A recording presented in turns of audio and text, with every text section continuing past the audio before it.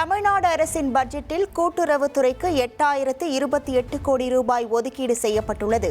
முதல்வர் விஜயின் உத்தரவின் பேரில் 5932 கோடி ரூபாய் பயிர்க்கடன் தள்ளுபடி செய்யப்பட்டுள்ளதாக நிதியமைச்சர் மரிய வில்சன் தெரிவித்துள்ளார்.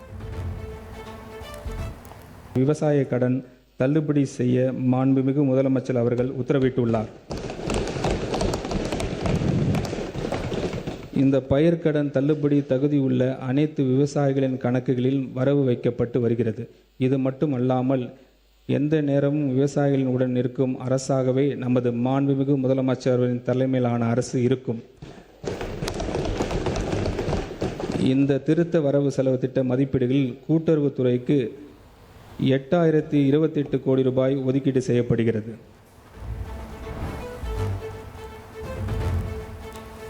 இந்து சமய அறநிலையத்துறைக்கு பட்ஜெட்டில் 708 கோடி ரூபாய் செலவிடப்படும் என்று அறிவிப்பு.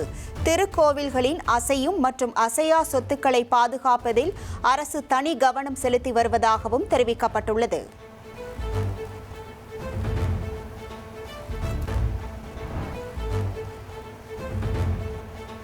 உலகளாவிய தமிழ் சமூகம் தமிழ்நாட்டில் முதலீடு செய்வதற்காக வெளிநாடு வாழ் தமிழர் முதலீட்டு சேவைகள் பிரிவு தொடங்கப்படும் என்று பட்ஜெட்டில் அறிவிப்பு.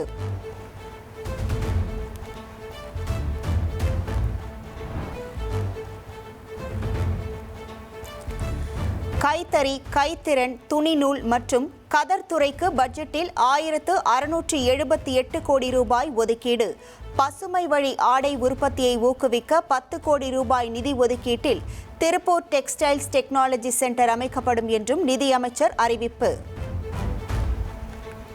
இந்தியாவின் முன்னணி ஜவுளி உற்பத்தி மாநிலமாக தமிழ்நாடு விளங்கினாலும் தொழில்நுட்ப ஜவுளித்துறையில் குறைந்த அளவிலான விழிப்புணர்வு மற்றும் இது குறித்து சர்வதேச அனுபவம், மேம்பட்ட தொழில்நுட்பங்கள் அணுகுவதில் உள்ள சிக்கல்கள் ஆகியவற்றின் காரணமாக ஜவுளி உற்பத்தியில் இத்துறையின் பங்களிப்பு குறைவாக உள்ளது. இந்த இடைவெளியை பூர்த்தி செய்யும் வகையில் சர்வதேச கல்வி மற்றும் ஆராய்ச்சி நிறுவனங்களுடன் இணைந்து தொழில் முனைவோர்களுக்கான தொழில்நுட்ப ஜவுளி மாற்றத்திற்கான திட்டம் தமிழ்நாடு தொழில்நுட்ப ஜவுளி இயக்கத்தின் நிதி உதவியுடன் செயல்படுத்தப்படும்.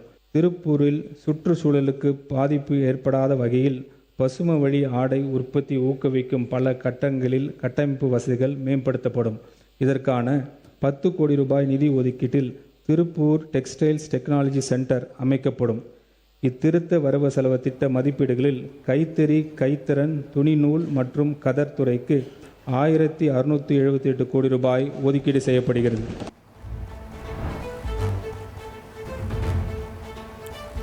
வீட்டு வசதி மற்றும் நகர்ப்புற வளர்ச்சித் துறைக்கு பட்ஜெட்டில் 8852 கோடி ரூபாய் ஒதுக்கீடு.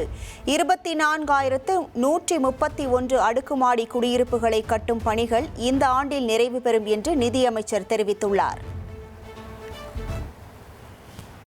பல்வேறு நிலைகளில் முன்னேற்றத்தில் உள்ள 24131 அடுக்குமாடி குடியிருப்புகளை கட்டும் பணிகள் இந்த ஆண்டில் முடியும். மேலும் 17194 அடுக்குமாடி குடியிருப்புகள் கட்டும் பணிகள் இந்த ஆண்டில் தொடங்கப்படும். இத்திட்டத்திற்காக 1253 கோடி ரூபாய் நிதி ஒதுக்கீடு செய்யப்படுகிறது. குறைந்த வருமானம் கொண்ட குடும்பங்களுக்கு இளைஞர்களும் தங்களது வருமானத்திற்கு ஏற்ற பாதுகாப்பான மற்றும் கண்ணியமான குடியிருப்புகளை எளிதில் பெற நிலை உருவாக்கப்படும். இந்த முன்னோடி முயற்சி சென்னை பெருநகரத்தை அனைவருக்கும் சமமான வாய்ப்புகளையும் தரமான வாழ்க்கை தரத்தையும் பாதுகாப்பான குடியிருப்பு வசதியும் வழங்கும் பெருநகராக மாற்றுவதில் முக்கிய பங்காற்றும். இந்த திருத்த வரவு செலவு திட்ட மதிப்பீடுகளில் வீட்டு வசதி மற்றும் நகர்ப்புற வளர்ச்சி துறைக்கு 8852 கோடி ரூபாய் ஒதுக்கீடு செய்யப்படுகிறது.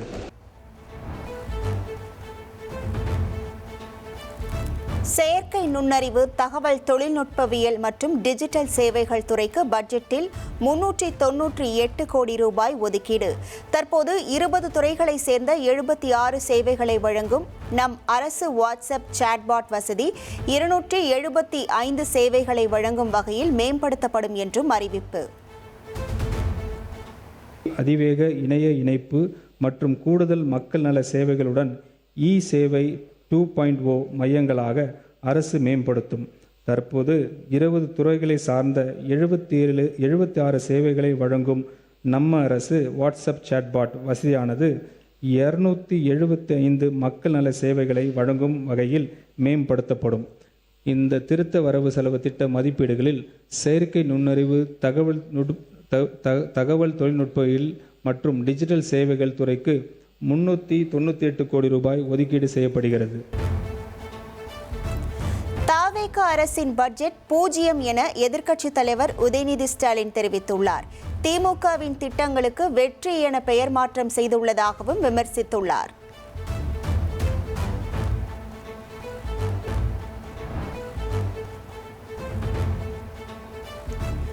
விவசாயிகள் பற்றி பேசியதற்கு தன்னை வீடு புகுந்து கைது செய்ததாக எதிர்க்கட்சித் தலைவர் உதயநிதி ஸ்டாலின் குற்றம் சாட்டியுள்ளார்.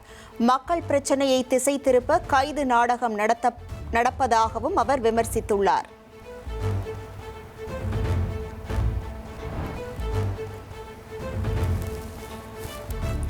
பட்ஜெட்டில் புதிய திட்டங்கள் இல்லை என்று அதிமுக பொதுச் செயலாளர் எடப்பாடி பழனிசாமி விமர்சித்துள்ளார். தேர்தல் வாக்குறுதிகளில் சொன்ன திட்டங்கள் பட்ஜெட்டில் இல்லை என்றும் அவர் குற்றம் சாட்டியுள்ளார்.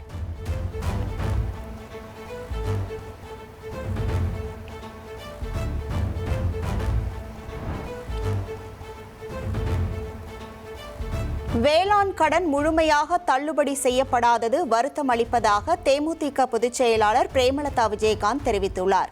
இளைஞர்களின் வேலைவாய்ப்பு பற்றி அறிவிப்புகளோ தமிழகத்தின் நீர் பாதுகாப்புக்கான திட்டங்களோ இல்லை என்றும் கூறியுள்ளார்.